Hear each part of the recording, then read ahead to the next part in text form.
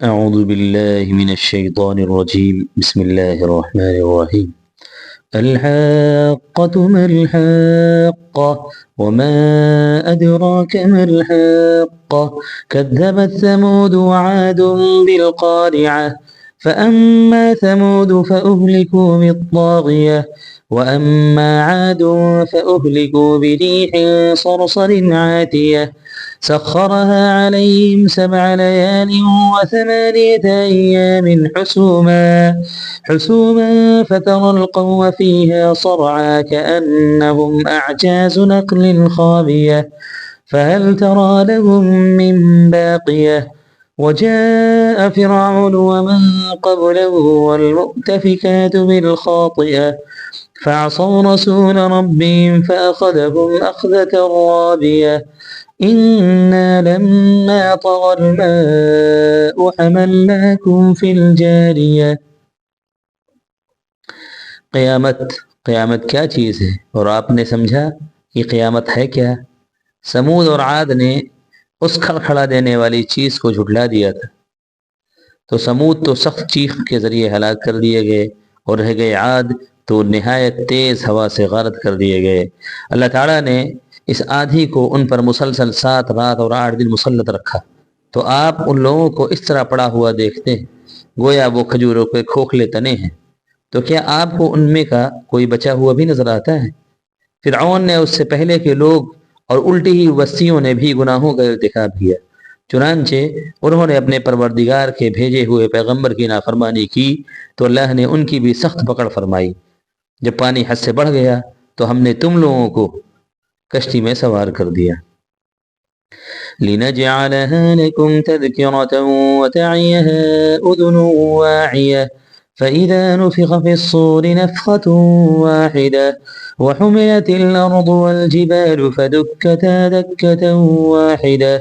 فَيَوْمَئِذٍ وَقَعَتِ الْوَاقِعَةُ وَانشَقَّتِ السَّمَاءُ فَهِيَ يَوْمَئِذٍ وَاهِيَةٌ والملك على أرجائها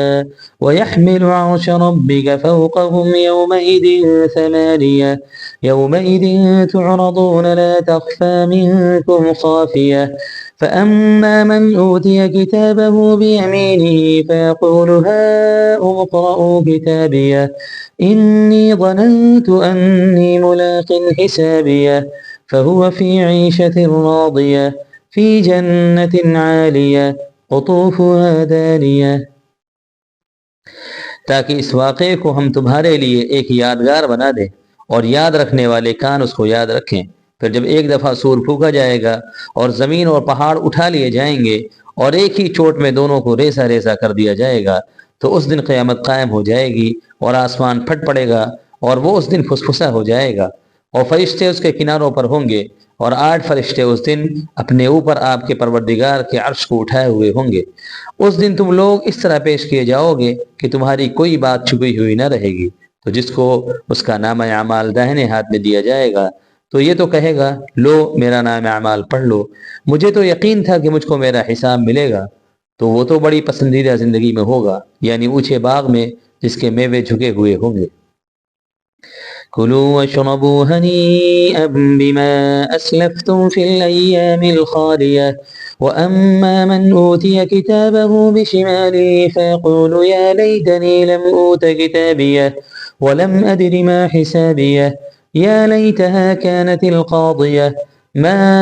أغنى عني ماليه هلك عني سلطانيه خذوه فغلوه ثم الجحيم صلوه ثم في سلسلة زرعها 70 ذراعا فاسلكوه إنه كان لا يؤمن بالله العظيم ولا يحض على طعام المسكين فليس له اليوم هاهنا حميم ولا طعام إلا من غسلين لا يأكله إلا الخاطئون فلا أقسم بما تبصرون وما لا تبصرون إنه لقول رسول كريم وما هو بقول شاعر قليلا ما تؤمنون ولا بقول كاهن قليلا ما تذكرون تنزيل من رب العالمين ولو تقول علينا بعض الأقاويل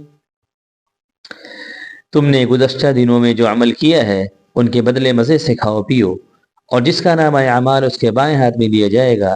وہ کہے گا اے کاش مجھ کو میرا نام اعمال نہ ملتا اور مجھے خبر بھی نہ ہوتی کہ میرا حساب و کتاب کیا ہے۔ اے کاش کہ وہی موت میرا خاتمہ کر چکی ہوتی، میرا مال تو مجھے کچھ بھی کام نہ آیا، میری سلطنت بھی جاتی رہی۔ فرشتوں کا سے کہا جائے گا پکڑو اس کو اور اس کے گلے میں توق ڈال دو، پھر اس کو دوزخ میں داخل کر دو، پھر اس کو 70 ہاتھ لمبی زنجیر میں جکڑ دو۔ یہ شخص نہ خدائے بزرگ پر ایمان رکھتا تھا اور نہ محتاج کو کھانا دینے کی ترغیب دیتا تھا، تو آج یہاں اس کا کوئی دوست نہیں اور نہ زخموں کے دھون کے سوا کوئی کھانا اس کے لیے میسر ہے، جس کو ایسے گنہگاروں کے سوا کوئی اور نہیں کھائے گا۔ تو میں قسم کھاتا ہوں ان چیزوں کی جن کو تم دیکھتے ہو اور ان چیزوں کے بھی جن کو تم نہیں دیکھتے، یقیناً یہ ایک رسول کریم کا لایا ہوا کلام ہے، یہ کسی شاعر کا کلام نہیں۔ تم لوگ کم ہی یقین کرتے ہو، نہ یہ کسی کاہن کا قول ہے، تم لوگ کم ہی غور کرتے ہو۔ یہ تمام جہان کے رب کا اتارا ہوا کلام ہے، اور اگر پیغمبر ہم پر کوئی بات اپنی طرف سے بنا لاتے لَأَخَذْنَا مِنْهُ بِالْيَمِينِ ثُمَّ لَقَطَعْنَا مِنْهُ الْوَتِينَ فَمَا مِنْكُمْ مِنْ أَحَدٍ عَنْهُ حَاجِزِينَ وَإِنَّهُ لَتَذْكِرَةٌ لِلْمُتَّقِينَ وَإِنَّا لَنَعْلَمُ أَنَّ مِنْكُمْ مُكَذِّبِينَ وَإِنَّهُ لَحَسْرَةٌ عَلَى الْكَافِرِينَ وَإِنَّهُ لَحَقُّ الْيَقِينِ فَسَبِّحْ بِاسْمِ رَبِّكَ الْعَظِيمِ۔ تو ہم ان کا داہنا ہاتھ پکڑ لیتے، پھر ہم ان کی شہرک کاٹ ڈالتے، تو تم میں سے کوئی بھی ان کو بچا نہیں پاتا، اور بے شک یہ متقیوں کے لیے نصیحت ہے۔ اور ہم خوب جانتے ہیں کہ تم میں سے بعض جھنڈانے والے ہیں، اور یہی قرآن ایمان نہ لانے والوں کے حق میں حسرت کا باعث ہے، اور کوئی شبہ نہیں کہ یہ بالکل یقینی بات ہے۔ تو اپنے پروردگار کے نام کی تسبیح کیجیے